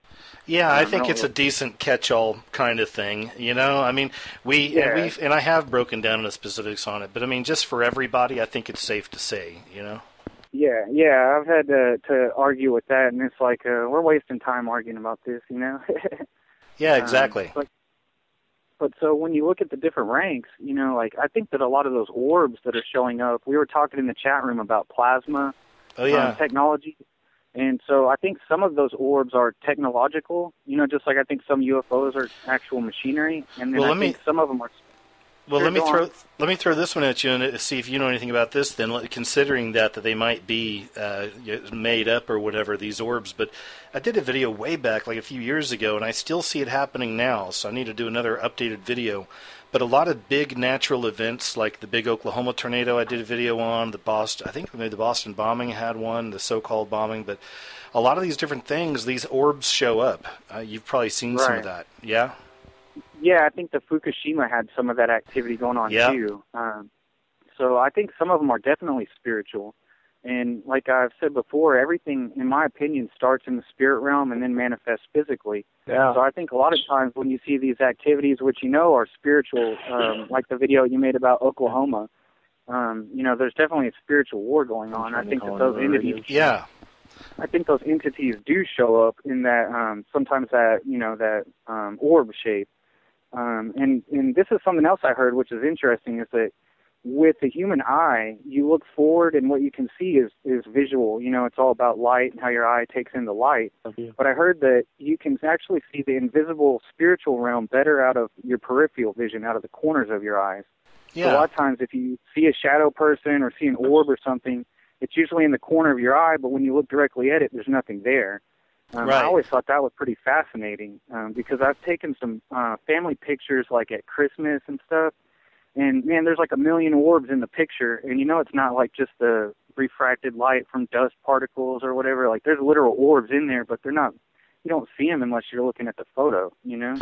Yeah, there's a girl named Crystal Clay, I think her name is. I don't know if you're familiar with her, but I remember she's done a lot of videos on that where she would see those things in her room. And I did a video way back, like on this, it was a music video from this like satanic group. They're openly satanic. And at one point you saw one of those little bitty teeny orbs floating around inside there too, like in the video. It was really weird. So yeah, there's definitely, those are, something's there, you know? Well, yeah, and like Roswell happened in 1947, and that was the same year Aleister Crowley died. You know, he conjured up that entity Lam, which is L-A-M, backwards it's M-A-L, which is always something evil, and it looks just like a gray alien with like a little cat nose. So, like, I never thought of the M-A-L like malware. I see what you're saying. Yeah, or malicious. Exactly. Yeah, well, I mean, he advocated everybody do things forwards and backwards, and, you know, Jonathan Clegg talks about turning things upside down and it'll be revealed to you. So I kind of practice a lot of that myself, and it really, oftentimes, if you turn things upside down, you'll see all kinds of crazy stuff you would have not caught before. So, big time. Yeah, so one last thing I wanted to put in before I jump off and let other people get on. Is, sure, go ahead. And by the way, someone's waiting on the line, so thanks for your patience, but go ahead, Timmy. Yeah, so in advertising, this is a tip for everybody to decode and to catch the symbolisms and stuff. In advertising, in the West, we read from top to bottom, left to right. And so if your focal point's usually somewhere in the middle. Now, what they'll do to subliminally place things into your consciousness without you being aware of it is they'll hide things in the top right and the bottom left. Because if you scan something, you usually scan it from the top left to the bottom right in a diagonal. And so if you notice, like a lot of the warnings for pharmaceuticals are in really, really small fine print on the bottom left.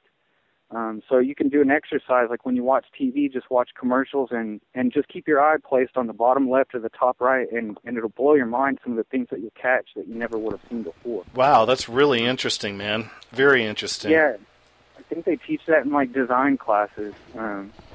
So, and one last thing was, have you been watching the Constantine show?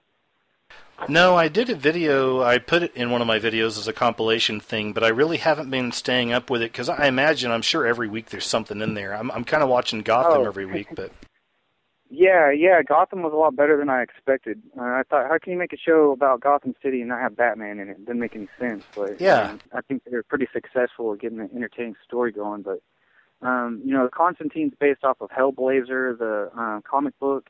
And, well, in there, I mean, he's an occult guy. It's that whole anti-hero theme, you know. But what's interesting about it is, you know, when you first started the show, I was asking about the mnemonic circles and stuff like that, see if any of your guests had more information. And I just did a video recently about those mnemonic circles. And what's interesting is in the show, it's not only digital, but it's also the literal sigil magic, where it's got in print in some kind of foreign language, counter-rotating circles, and it's the spell. And there's a symbol on the T for Constantine because the T makes a cross and it all lights on fire, but then it like blows up and comes right into your face, almost 3D. It's like, dude, nice catch. Yeah. Nice catch. Yeah, no, but you're right. I mean, all that. Black Child, you know him? He's on YouTube, a really great researcher. But the Black Child, you know who that is? Yeah. I've got one of his videos in here about that. Right. Yeah, he's done people covering it. Mm-hmm. Yeah, but I mean, it's all over the place. I did one on American Idol. You've seen a lot there too, but it's insane how they do it. Even local news, anybody just pays attention, and you'll see the way that they set up. You know, everything. It's it's leading you into different chambers and all that. Yeah. Yeah, and it just makes you wonder, like, ooze, because, you know, like 99% of everybody's oblivious to it. It makes you wonder who, like, that 1% is that actually knows what it is, like, what's going on. Yeah. Well, thanks for letting me share, man. I'll hop off and let the next person on, so thanks, AJ. Yeah, you're welcome, man. It's always a pleasure. Always good talking to you, man, and I'll talk to you later, okay? All right, God bless. Thanks. Take it easy. See you later. Later. Okay. So I got somebody else that's been waiting patiently, and are you still on the line? I think so. You there? Yeah, hi. Hi, KJ. Hey. Good to actually talk to you, man.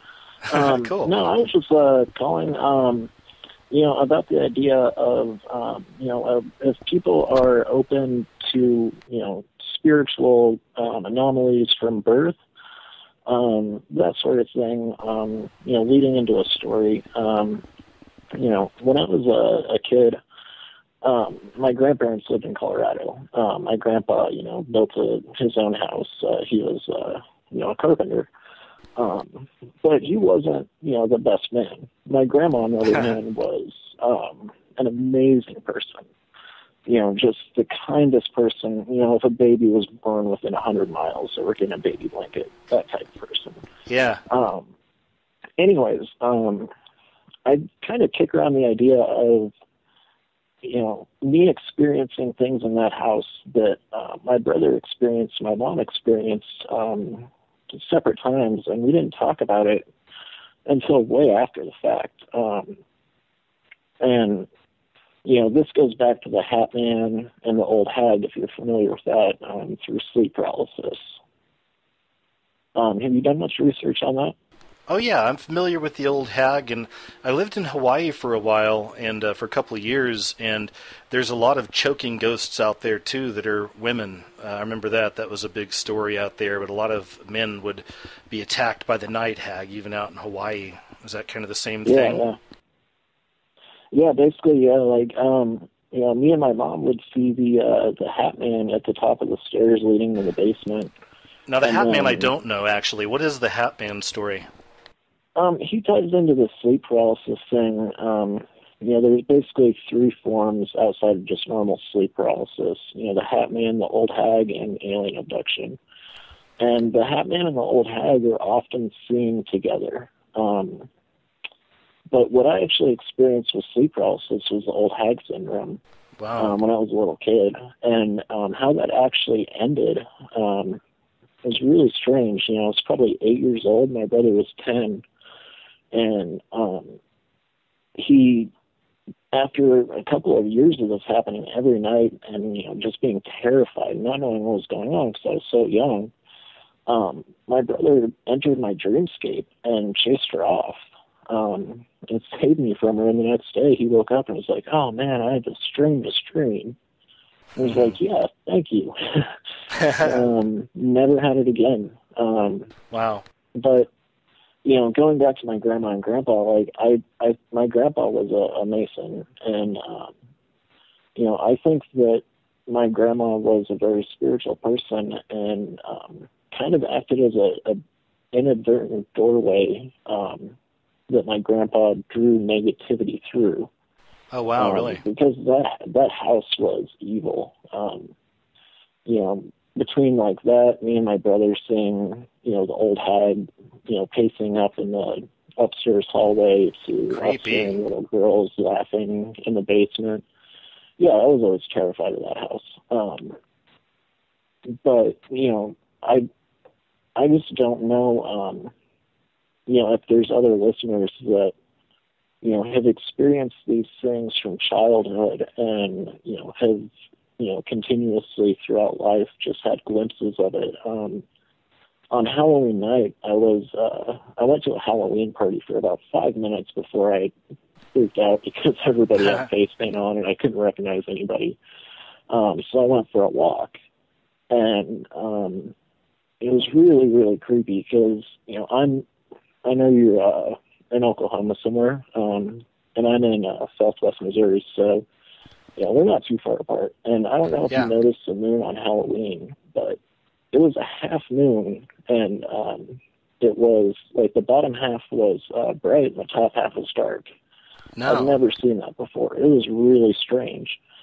So, I was actually on my skateboard just commuting, and I looked up at the moon and just saw this really bright UFO. It was a fallen angel. Wow. But it just shot down in front of the moon and was about 10 times as bright as the moon. And have you ever seen anything like that? Well, you saw the Hat Man and all that stuff, so I guess you kind of have a history with being open to these things then. Yeah, and that's the first time I've actually seen anything that would be classified as a UFO, even though it didn't seem like it was extraterrestrial. It seemed like it was extra-dimensional to me. How long ago was that? Halloween night, so wow. 2 weeks ago. Wow, and that was going to go to my next profound experience. Well, I imagine that was kind of leading up to my next thing. I guess these things obviously are manifesting more and more, perhaps, because that's the most intense thing I guess you've seen or experienced. Well, the most intense thing would be, like the sleep paralysis as a kid. Just like not understanding that. As an adult, this is the most profound, though. And okay. It's funny because I'm really into music, and there's a lot of bands in my city. And it seems like more and more the people in the music scene around me are turning to, practicing black magic without even knowing it, really, knowing kind of what they're messing with. Drawing sigils on the floor, lighting candles and stuff like that. Yeah. But it just seems like all of a sudden, like, the lights were just turned off in my city, and, people just started practicing, like, basically Thelema without even knowing it. Oh, yeah, for sure. That's just wild to me, because these are, friends of mine that I've had for years, and all of a sudden they're talking about, certain things that, I've been, not talking to them about because I don't want to, you know how it is being. No, I do, man. You gotta things like this. You kind of got to tone it down around, friends and stuff. But yeah, you got to be cool. But I don't know how old you are, and you don't have to tell me or anything. But I'll just throw this out at you, just my own experience. I was 20. I think I was like 19 or 20, and I had a place, and I was dating a girl at the time whose sister was a witch. And I was only 20, as a kid. I was 19 and 20. I didn't really think much about this stuff. But she actually blessed my apartment, did this whole ritual in my apartment and stuff, okay? And there's a whole story there, right? No, we didn't kill anybody, and there was nobody naked or anything at the time, but nothing like that. But it was just like a weird deal. My point is, now I'm way beyond that. So hopefully some of your friends that are, getting into bad stuff, let's just, hope they get out of it. You know what I'm saying? There's hope for everybody, What kind of freaks me out about it is the fact that they don't really know what they're messing with. They're kind of doing it in a childish way. And, I will just say we're all in our late 20s. But it's stuff that kids would do in their late teens is like, a thrill.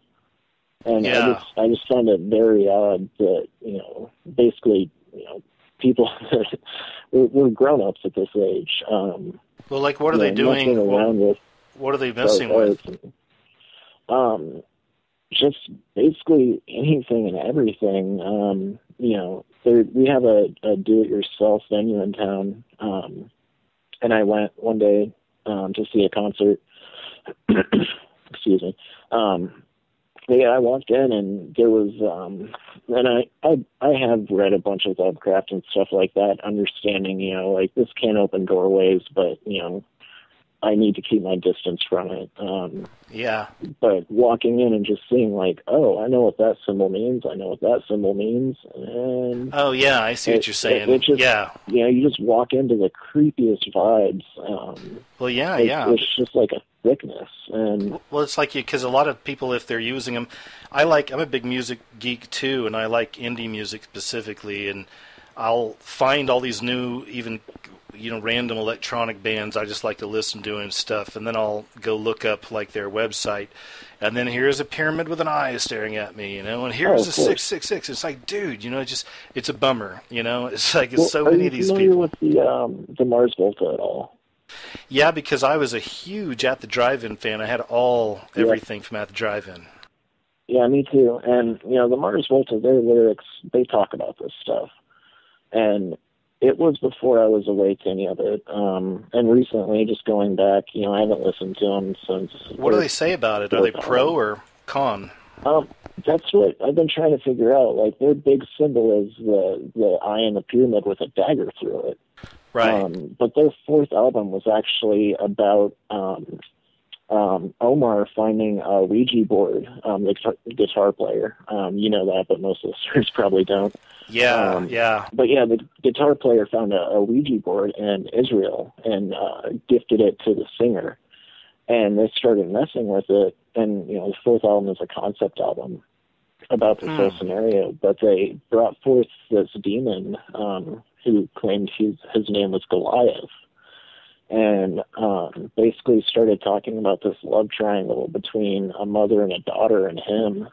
And, they buried the Ouija board. And it's my idea that they made the album to kind of get that negativity and heat off of them and maybe put it onto their fans a little bit. Yeah, no, it's something to think about. It's just really hard because, I absolutely love their music, and, the symbols and the concert posters and stuff I can go through and see, like, fallen angels and... See, man, that's stuff you got to think about, and it sucks, but we got to think about it, because...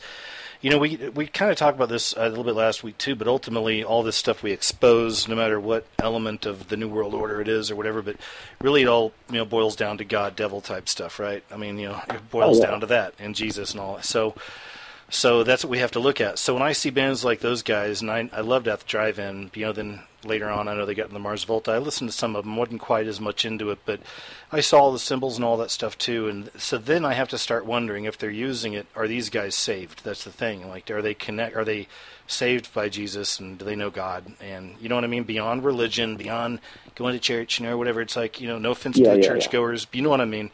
Do they have that relationship? And I don't know if they do, man, because if they don't, no matter what their intentions are, they can be easily led eventually by, because you imagine I'm sure they're doing some kind of drug, if not probably smoking weed every day or drinking some, or I don't know, but in other words, there's probably some portals, I don't know. But actually, when At the Drive-In split up, they were deep into heroin, and they started a dub reggae band called De Facto, which is phenomenal music. In between them and the Mars Volta, but they started the Mars Volta, and the first album, they would spend 18 hours a day in the studio trying to get clean, and that's how the Mars Volta was born. Not trying to get off subject too much, but, I do really think that, drugs play a huge part in kind of poking holes through your ethereal soul or whatever, and letting certain things in. And I'm not going to say that's not the situation in my town. I've been to a party before where somebody started seizing out and foaming at the mouth, and my first thought was bath salts were huge in this town at the time, and it was just like, well, she's on bath salts, we need to call an ambulance because this isn't good. And all of her friends were swearing up and down that she did not touch drugs, like she was completely against that stuff. And, a couple months later, I was talking to a good buddy of mine, and he had basically seen the same thing. And, at this point, I'm convinced that I saw some sort of demon possession just because of, this house, the same type of people that were doing, like sigils of the Necronomicon, they're doing for sure in this basement. And, I'm about 100% convinced that I saw demon possession, and it was terrifying, and I left. But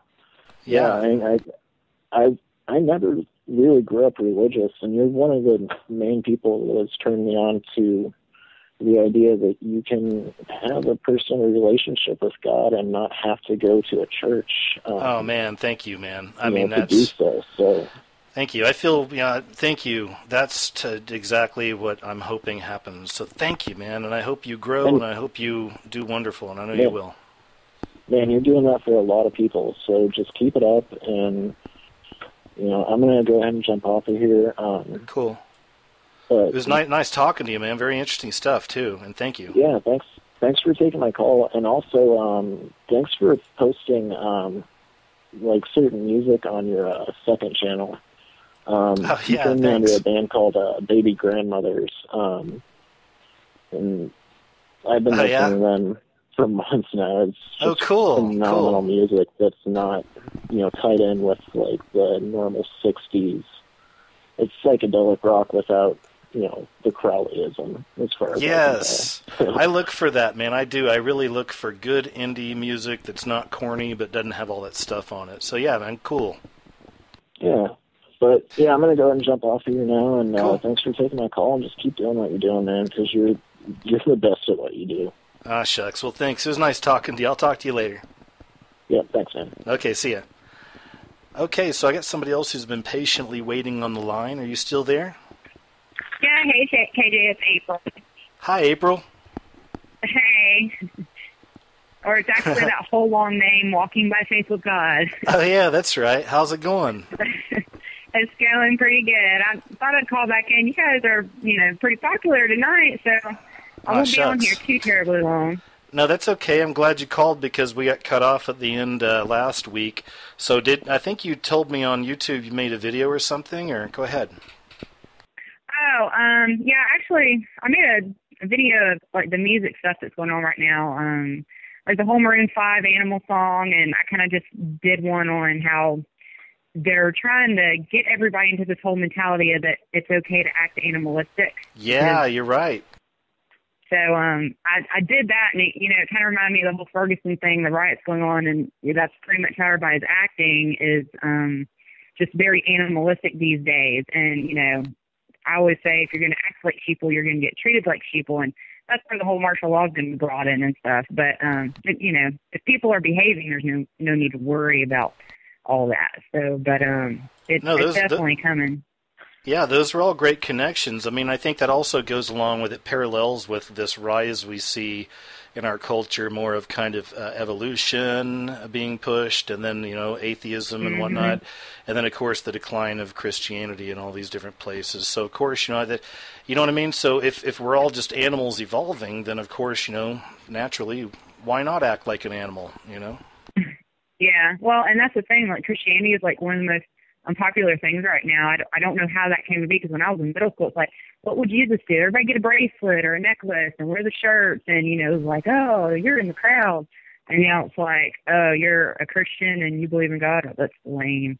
So yeah, it's weird, but and the guy that was just on, saying you don't have to go to church to have a relationship with God. He's right on, and I think a lot of people, if they realize that it's more of a relationship instead of being a pew potato, you'd learn a lot more. So I think you guys are on the right path on that. Well, a good example, too, is for anybody listening, is just go look up Rick Warren and Chrislam. I did a video on this way back, but Chrislam. And look at that, even with the Pope recently talking to him about that. I mean, and this is one of the big TV preacher guys, right? Joel Osteen's another one. We can see through a lot of these people. But you're right. This is part of the age we're in. It's a falling away of that stuff. We don't need the structures. Not that they don't serve purposes, and not that there's not wonderful people in a lot of these churches, for real. That's where a lot of the lambs are. There's a lot of good people, But it's just the kind of wolves leading them, and that beast system kind of behind the scenes with a lot of these kind of organized religions. So, yeah, we're seeing a falling away of it for sure, yeah. Go ahead, sorry. Are you still there? Hello? Yeah, hi. Hey, Katie, this is Tim from Chicago. Well, it looks like we lost somebody. Okay, cool. Hey, man, nice talking to you. What's up? I think we lost April. I was just listening to your show earlier. today on the train. It was crazy. Oh, cool, man. Cool. Well, how's it going? It's going good. I just jumped in kind of late today, so I caught the last guy talking about Mars Volta. Yeah, go ahead. And a lot of that stuff. It made me think back to when I was kind of growing up in high school, and I was really into I still like a lot of street punk music, a lot of old school, hardcore, different things like that. But I was really involved in a punk rock scene here in Chicago. And, we did our thing. We had a band. We did little mini tours. And I didn't really think too much about the spiritual side. It's kind of just, having fun partying, like a lot of us do when we're young. And then recently, I still have friends that are in the scene, the punk scene. And I went to a show. It was kind of an underground show in the basement. And now that I'm more awake to different things, just like that other caller was talking about, where you walk in and you could just feel like something in the air. It's like an energy that's like, and it's like almost, that when everybody's pitting, or we call it pitting, mosh pitting, Yeah. The music, it's almost like, I look back and I remember seeing one of your videos where you had some people in the background like dancing like voodoo in a trance, Yeah. And like it made me think of that. Like this is almost like an energy that they're bringing up when you're doing something like that. You know what I mean? It's similar to like that voodoo when the people are in trances dancing, and it's like bringing an energy, like a vibe to the room, like this energy of rebellion and stuff. It's crazy. I never looked at it like that until I was older. It's pretty crazy, isn't it? Yeah, and I've never really seen anybody, like spazzing out, and I don't know if it was like possession and stuff, but definitely went into a lot of characters, at some of these shows, and you could kind of tell they're into something dark, Well, yeah, in Oklahoma, a good friend of mine used to run a really popular punk club out there for a long time, and a lot of big bands came through there and stuff, and he sold it. They switched it all. This is all throughout the years. I wasn't living out there, and then not long ago, I was back, and a buddy of mine is in a punk band, all right, and he was actually playing out there at this place. So I went there, and I hadn't been there in like years, And I used the same thing. I wasn't a skateboarder. I mean, I was from Oklahoma, but I had a skateboard as a kid, and I liked punk and all that. But I liked it all through my. I still like a lot of underground stuff. But I'm sorry about that. Are you still there? Yeah, I'm here.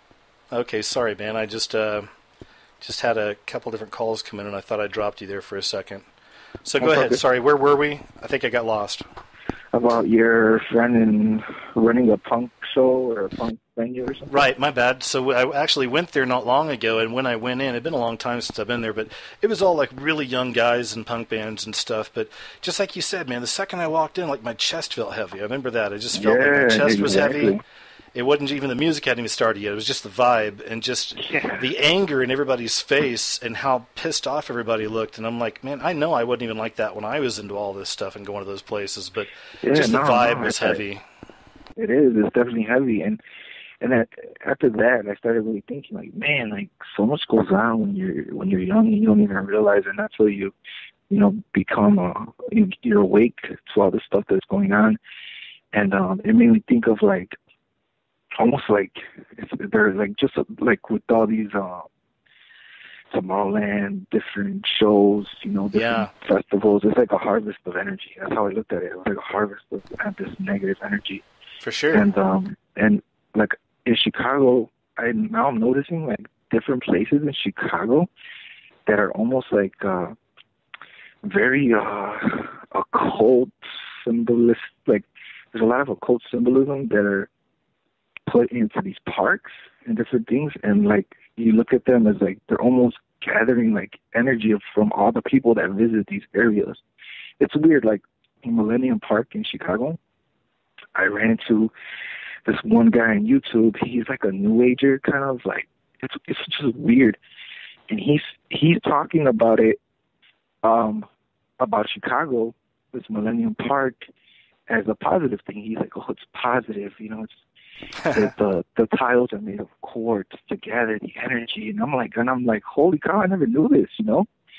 And then I started looking into it and looking into these designers, and then it's like these people who building these parks, they have to have some knowledge in the occult, because the stuff that they're putting in place is just really weird. Sure. You can actually Google Millennium Park.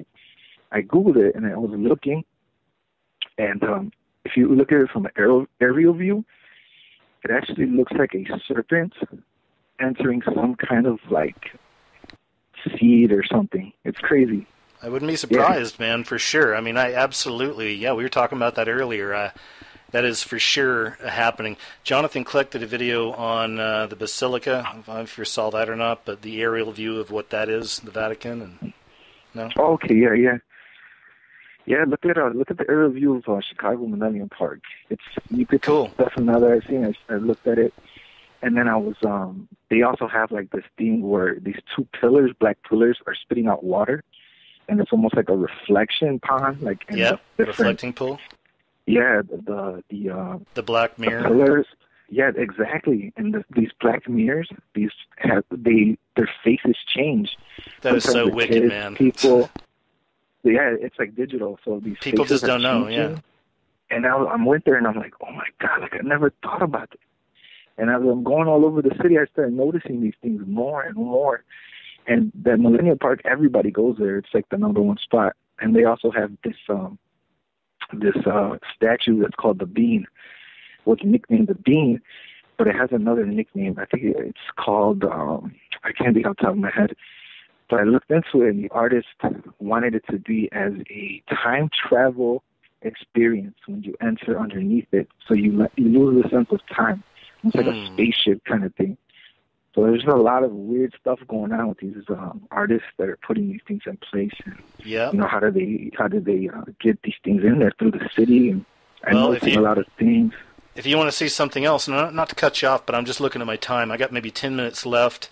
And, I mean, I've missed a lot of, I have, been having so many great talks with you all, and I don't want to rush anybody, but anybody who couldn't get through tonight, we'll get to you next week. We'll leave some open lines as well. But just wanted to add this real quick to what you were saying, and for people out there listening, you want to see something pretty weird, look up Wasilla, Alaska, and look up the big symbol that they put up out there, and you tell me what you think that is. And that's, of course, where Palin's from, but... very interesting looking symbol there. Go look that up sometime. So yeah, they definitely are. It's all over the place, man. Their fingerprints are on everything. Even going back to the Masons are the builders, so the builders of society, the builders of all these things, right? Right? Yeah, I think we look at YouTube and we see all these different videos about these old buildings and the symbols on the outside, but now it seems like they're getting a little more creative. They're getting like sneakier in a way, where they're putting them in, and they're parks now. Everybody come and they try to harvest I don't know what kind of energy, and then you wonder why Chicago has such violent streets. Seriously, what I mean? Yep, they're up there. They're like #1 in the nation right now for murder rate. Yeah, it's crazy here, and I mean there's a lot of good people, but in certain areas it's bad. And I was thinking that as I'm driving down the expressway. I know I'm rambling now, I'm sorry. But you're okay. I'm driving on an expressway. You go on one of the expressways on the south side of Chicago, and along the expressways on each side of these expressways, they have these weird symbols. I don't know what they are. Some are like the city with the moon and like stars, and the other ones are kind of like a sun symbol, and they're all along the expressways. I don't know what they're there for or what, but it's cool, really man. Weird. Well, hey, man, I hate to have to scoot on, but it's been good talk, and I know I get somebody else sitting here waiting. I'll probably give this person the rest of the time, or at least a good 5 minutes or so. But nice talking to you, man, and thanks for calling in. Very interesting stuff. No, likewise. Thank you. All right, take care. Okay, now I got another caller sitting here waiting patiently. Hi, you still there? Yeah, hey, KJ, it's Brian calling. Hey, Brian, what's up? Not much, man. Awesome show tonight. Everyone's calling in. He's like, awake and your eyes are open, and it's really incredible. I'm happy that, more people are waking up, and, obviously your show is doing a good job of helping everyone, so. Thanks, man. I hope so. How have you been, man? What's up? What's on your mind? Oh, yeah, I just wanted to get your take on this. This is a person that I met at school a couple semesters ago. I run into him here and there. He was a nice guy. But, I've never met a person that has been so indoctrinated and so, I guess we kind of have, just generally speaking for you and your listeners, have our eyes open spiritually, and we're kind of open to things. Well, this guy is open to, receiving the subliminal messages and the brainwash, so much. It just blows my mind. I just want to quickly tell you how he describes himself. And this is just from me talking to him over, as long as I've known the guy. Oh boy, this ought to be good. Yeah. Oh, it's unbelievable. He describes himself as an agnostic atheist, transhumanist, solipsist, globalist, homosexual, but he acknowledges Lucifer even though he's an atheist agnostic. Jeepers. Well, that's a good example of the kind of strange doublethink that'll be going on, I think, more and more, because all this stuff's being revealed, right? And it's obvious. So is going to come a point where people can no longer say, I don't believe. It's going to be right in front of their face. Maybe that'll be part of that alien deception or whatever this stuff's going to be. But you know what I mean? So that's what's going to happen to a lot of the people who I think call themselves atheists now. Not all of them. I can't speak for everybody. But there'll be a percentage, I'm sure. You know what I mean? They'll be like, fine, then I'm just going to accept it. I'll go this way, I saw a thing with Jack Black not long ago, and he was saying, he's like, if heaven is filled with, goofy Christian type people or whatever, I'd rather go to hell where all the cool people are. You know what I mean? And of course. We can see through that. We know that's a very common kind of misconception, but it's it's very popular, man. A lot of people think like that. Yeah, it's not even in the atheist thing. I don't know if atheism, how popular it is anymore. It's pretty popular, at least in my age group. But right. Are you familiar with solipsism? What is it called? It's called solipsism, and it's actually the belief that you cannot prove the existence of anything or anyone outside of your own self and your own consciousness. So it's the people who they literally think they're the only person that exists, and they think that you can. It's just, you've never heard of solipsism? It's crazy. No, but that's a religion for the narcissist. It sounds like the psychopath. Yeah, man. He's a hardcore solipsist, and yes, he believes in evolution, agnostic. He says he acknowledges Lucifer. What does that even mean? I know. He's transhumanist. He's going to school for, he's trying to download his brain into a computer is his goal in life. Wow. Calls himself a globalist. Dude, I just, for him to talk to me, of all people, and just to open up on his beliefs to me, it was just blowing my mind. I was like, I can't believe this guy. He's a nice kid, I have nothing against the guy, but it just blows my mind that how can you be all these things? You're a globalist and a solipsist and evolutionist, and I don't know, it's just crazy. Yeah, that is crazy, and that's unfortunate. Obviously, if I were you, I would never invite him to my birthday party again. Yeah. But, I just wanted to get that out there of, how people are really getting indoctrinated, man, just the subliminals. How would they know to be a globalist? How would they know to be all these things, a transhumanist? And, because, for me, I know about these things because I'm awake, but to, associate yourself with these things and not being awake to the evil of it, I don't even know how that happens. What is he exposed himself to receive that indoctrination? It's that hive mind, man. And really, with all kidding aside, it's a great example of the hive mind. You know what I mean? Maybe he's plugged into multiple things, he's on his phone, he's on his computer, he's on his video games, he's watching the certain programs, but all the different bits of programming add up, and boom, there it is. It's just kind of by nature, people pick up on this stuff. That's why we can't always see everything and point and be like, oh, there's the Illuminati, because sometimes it's such a part of the consciousness that some people are putting that out there and not meaning that, No, definitely, man. But anyway, I got somebody else on the line here with us, too. I only got a few minutes. You're welcome to hang out if you like for a little bit. And mystery person, last caller of the evening. Hi, you still there? Yeah. Hi. It's hey, what's up? Blackaroni. You're Blackaroni? Hi, Blackaroni. What's that? What's up, my nigga? What's up, Blackaroni? How can we help you? What's on your mind? I'm just a bit nervous right now, so can you please, speak in a soothed voice while detailing yourself, rubbing certain erotic areas of yourself? Well, I don't know. Are you talking to me, or are you talking to our Because other I caller? want to get you prepared for the main topic I intend to focus on. I'm trying to find the right religion. Okay, cool. Which ones are you looking at? I don't know. I'm just kind of looking at all of them, you know. But there's so many of them. It's starting to get me. It's a bit mind-boggling in a way. You know, I'm kind of getting a bit of pressure. You know, sometimes I think I want to make my own religion right now. Well, you know what, man? Here's what I would say is stay away from religion. I'm not religious. Most people who I think are into my stuff aren't necessarily religious. Religion's a big part of the problem, man. Religion's been a part of the problem all along, you know? You're right.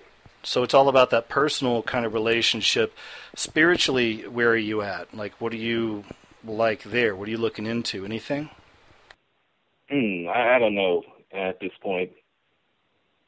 All right. Hopefully you'll get there. So, but where are you at? Where am I at? Well, I'm on the internets. I'm in the internets. Hi. So you're a transhumanist, or are you a transhumanist? Yes, I am a transhumanist, and I'm in the internets right now. Like you watched Lucy. Sounds like you watched the new Lucy movie. I watched Lucy. They're already subliminally programming you. Absolutely. If anybody's programmed, it's me, for sure. Well, hey, man, anyway, whoever this is, it's been a pleasure. I got about a minute left. Hey, man, are you still on the line waiting there? Oh, yeah, I'm here if you're talking to me. Okay, cool. Well, I guess he's gone, but anyway, that was nice. I hope you didn't you follow... that good, man. Well, thanks. I hope you didn't follow any of those instructions he was handing out. That got a little weird. Oh, yeah, it was really weird. Okay, good. I know we don't have any time, but before you go, have you seen or heard of the green falling shooting stars that are happening around the East Coast? No, but that's... these green falling shooting stars. You heard about that? No, but that's right up my alley, and that's a great thing to end with. We still have a minute, but I'm going to look into that. That's really interesting. Is that a news story? Yeah, well, it's weird because about 2 years ago, when I first started waking up, I saw this.